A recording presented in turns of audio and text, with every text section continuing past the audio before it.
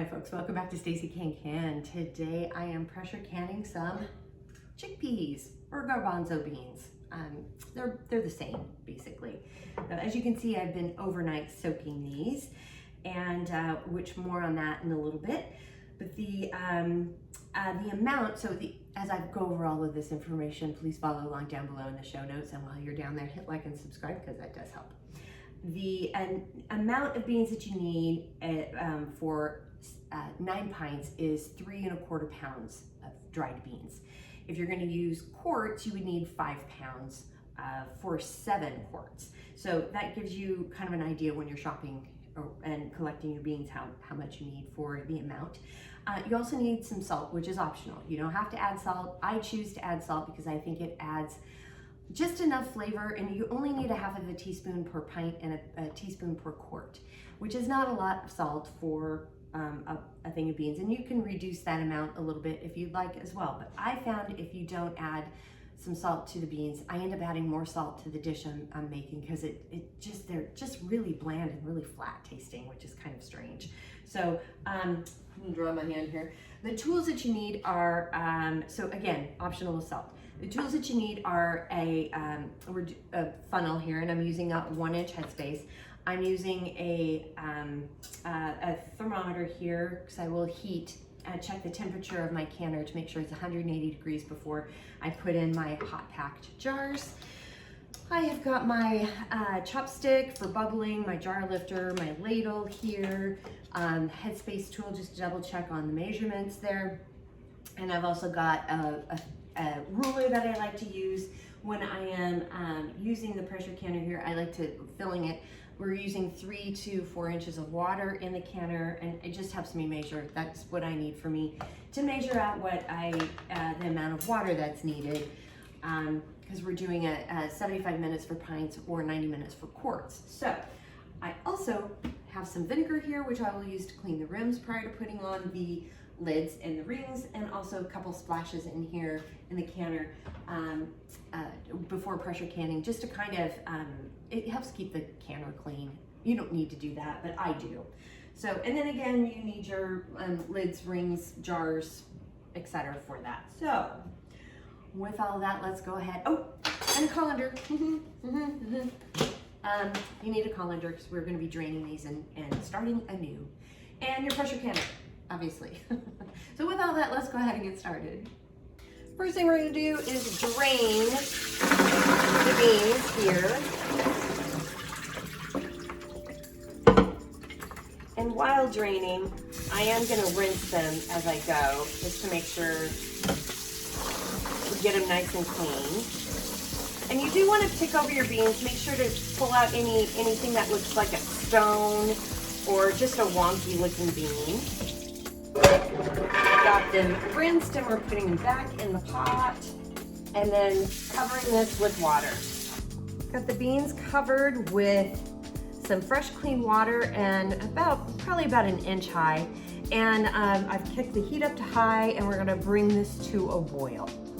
A little note regarding soaking beans. There's 2 methods to do it. The way I did it, which is overnight covering the beans full of water, and you want several inches of water over the top of the beans to give it enough room to expand and rehydrate. And you need about 12 to 18 hours to do that. It depends on the bean, but with garbanzos, well, they all say 12 to 18 hours. So I find 12 hours seems to be plenty enough time. And then you rinse them when you're done, etc. If you want to do a quick soak, if you don't have that overnight thing, you can cover the beans again with that amount of water, bring it to a boil, boil for 2 minutes, cut the heat, and then cover it and let it set for an hour. And that should get you, and then drain the beans and then cover them again and do this. And that's a quick soak method. I don't prefer that method because I think it softens the beans. I think they get a little mushy. That's just me. Other people do it and they like the results. So you do you on that part. And this can sometimes happen, especially with garbanzos, where they just get really foamy. So prior to a boil. So I'm gonna go ahead and just skim this foam off. And if if I don't, it's gonna end up on my counter. I'll have to clean it up anyway. And now I have a boil going, so I'm gonna set a timer for 30 minutes. I will also adjust the heat a little bit.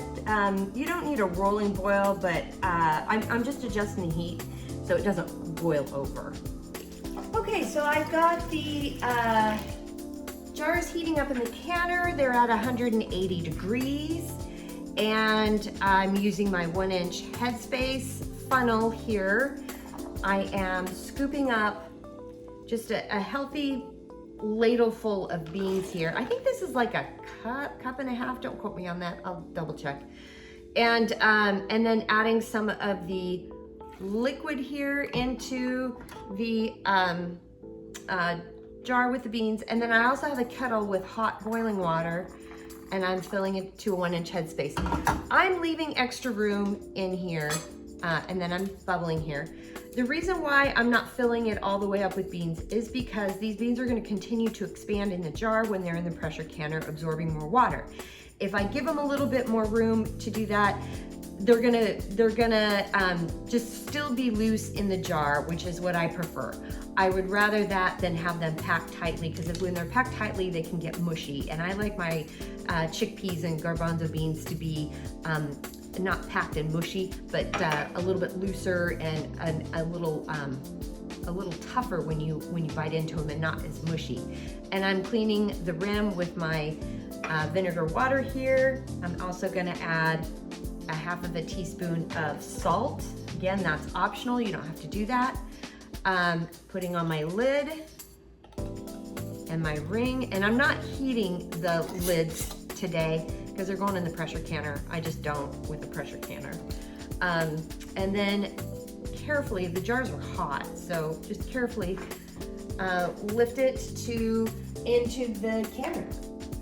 I got all the jars in the canner, and I've made sure that this pressure canner is even, the lid is uneven by checking all of the little knobbies here that I forget the name of. If you have this type of lid, you have to make sure the lid is even. If not, you just lock your lid in there. I've got the heat up to high, and I'm going to wait until I get a steady stream of steam here, and then I'll set the timer to that. I don't know how well you can see this, but I got a steady stream of steam going here. You can't see it real well because of the lighting, but I have a steady stream of steam, so I've set the timer for 10 minutes. 10-minute timer has gone off, so I'm gonna put my 10-pound weight on the canner here. And when the, either the dial gauge or the weight gets up to 11 pounds of pressure if you have a dial gauge, or the weight starts to shake, we'll set another timer. So I've got the pressure built up to where it needs to be. If you have a dial gauge, it needs to be at least at my altitude, 11 pounds of pressure. And I've got my weight on there is rocking where I need it to go. So I've gone ahead and set the timer for 75 minutes for me, because I am processing pints. If you were processing quarts, it would be 90 minutes. But for more altitude information for your area, you can check over here off to the side and down below in the show notes. My 75-minute timer has gone off, and so I'm gonna go ahead and cut the heat. And when the dial gauge here comes down to 0, then we'll set another timer before removing the lid. The dial gauge has gone down to 0, so I've set a timer for 10 minutes to let the food in the jars settle a little bit before taking them out of the canner. 10-minute timer has gone off, so I'm gonna go ahead and remove the weight. And there was a little bit of a hiss there. That's pretty common. And I did use a glove for it because that weight is super hot. And now we're gonna open the lid, and then carefully open the lid away from your face, because that is a facial you do not want. Carefully remove the jars one at a time. We're gonna set them about 1 inch apart. And look at how bubbly and delicious. And this is how we pressure can some garbanzo beans or chickpeas, whatever you call them. It's they're basically the same thing. Simple to do, easy to do, and these are very tasty. You know, I love garbanzo beans just plain. They're great if you toast them with a little seasoning. Makes for a good popcorn substitute, real crispy, crunchy. In salads, to make chana masala, whatever fun Indian cuisine you enjoy, or like I said, we just love them on salad. So, and kind of out of the jar. I really enjoy. They're very popular in our house. So anyway, and I do like the amount of space that I had given these. There's a lot of room in the jar for the beans to sort of expand and do their own thing without getting smushed and contained. So I am loving the results of the amount of beans and liquid per jar. So excited for that. The recipe is down below in the show notes, and while you're down there, please hit like and subscribe because that does help. And if you have any questions, comments, suggestions, feedback, concerns, by all means, please reach out to me. I'm on Facebook at Stacey Can. You can reach me on TikTok and Instagram at Stacey Can. My website is www.staceycancan.com. My email is info@staceycancan.com. I'm on Pinterest and LinkedIn at Stacey Can. And I also have my own newsletter and blog. So